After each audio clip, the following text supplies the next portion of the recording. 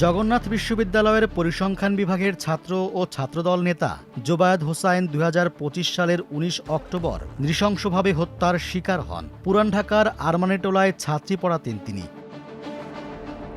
হত্যাকাণ্ডের ৯ মাস পর পুলিশের তদন্তে উঠে এসেছে ত্রিভুজ প্রেম এবং গৃহশিক্ষকের সঙ্গে অন্তরঙ্গ মুহূর্তের ছবি ভিডিও ছড়িয়ে পড়ার আশঙ্কাই ছিল হত্যার কারণ। গত ৩০ জুন আদালতে অভিযোগপত্র জমা দেন মামলার তদন্ত কর্মকর্তা বংশাল থানার উপপরিদর্শক আশরাফ হোসেন। এতে অভিযুক্ত করা হয়েছে ওই গৃহশিক্ষকের ছাত্রী বার্জিস শাবনাম বর্ষা, তার প্রেমিক মাহির রহমান এবং মাহিরের বন্ধু ফারদিন আহমেদ আয়লানকে। পুলিশ জানায় বর্ষা ছিলেন হত্যার মূল পরিকল্পনাকারী, মাহির হামলাকারী আর মাহিরের বন্ধু আয়লান সহযোগী। অভিযোগপত্রে ৫০ জন সাক্ষীর বক্তব্য, CCTV footage, mobile forensic, DNA পরীক্ষা ও অন্যান্য বৈজ্ঞানিক আলামতের বিশ্লেষণ যুক্ত করা হয়েছে। অভিযোগপত্রে বলা হয়েছে বর্ষা ও মাহিরের মধ্যে দীর্ঘদিনের প্রেমের সম্পর্ক ছিল। মাহির বোরহানউদ্দিন কলেজে আর বর্ষা ঢাকা মহানগর মহিলা কলেজে দ্বিতীয় বর্ষে পড়তেন। এক পর্যায়ে তাদের মধ্যে বিচ্ছেদ হলে গৃহশিক্ষক জোবায়েদের সঙ্গে বর্ষার প্রেমের সম্পর্ক গড়ে ওঠে।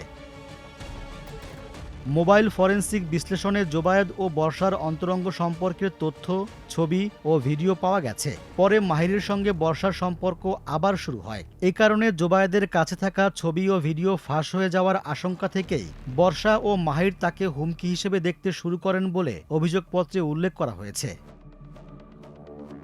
অভিযোগপত্রে বলা হয় বর্ষা ও মাহির গত বছর ২৫ সেপ্টেম্বর থেকে জোবায়েদকে হত্যার পরিকল্পনা শুরু করেন। হত্যার ৮ থেকে ৯ দিন আগে মাহির ও তার বন্ধু আয়লান ঘটনাস্থল ঘুরে দেখেন। পরে দুটি সুইচ গিয়ার ছুরি কেনেন। কয়েকদিন ধরে জোবায়েদের গতিবিধি পর্যবেক্ষণ করে তারা সুযোগের অপেক্ষায় ছিলেন। অভিযোগপত্রে উল্লেখ করা হয়েছে জোবায়েদের টিউশনে আসা যাওয়ার তথ্য বর্ষা নিয়মিত মাহিরকে জানাতেন। ১৯ অক্টোবর ঘটনার দিন বিকেল ৪:২৭ জোবায়েদ নিজের লাইভ লোকেশন বর্ষাকে পাঠান। সেই তথ্য পাওয়ার পর ওৎ পেতে থাকা মাহির ও আয়লান জোবায়েদের ওপর হামলা করে। তদন্ত কর্মকর্তার ভাষ্য, জোবায়েদের ঘাড়ে প্রায় ১০ ইঞ্চি লম্বা ছুরি দিয়ে আঘাত করা হয়, ফলে অতিরিক্ত রক্তক্ষরণে তার মৃত্যু হয়। ফরেনসিক প্রতিবেদনে বলা হয়েছে ছুরির আঘাতে জোবায়েদের গলার ডান পাশের ক্যারোটিড আর্টারি ও ইন্টারনাল জুগুলার ভেইন ছিন্ন হয়ে যায়। উদ্ধার হওয়া ছুরিতে মাহিরের ডিএনএ পাওয়া গেছে। এদিকে জবানবন্দিতে মাহির স্বীকার করেছেন জোবায়েদকে হত্যা করতে বর্ষা তাকে নিয়মিত চাপ দিত। ধরা পড়লে কি হবে এমন প্রশ্ন করলে বর্ষা তাকে আশ্বস্ত করেছিলেন তাদের পরিবারে অনেক আইনজীবী আছেন, তারাই তাকে জামিন পেতে সহযোগিতা করবেন।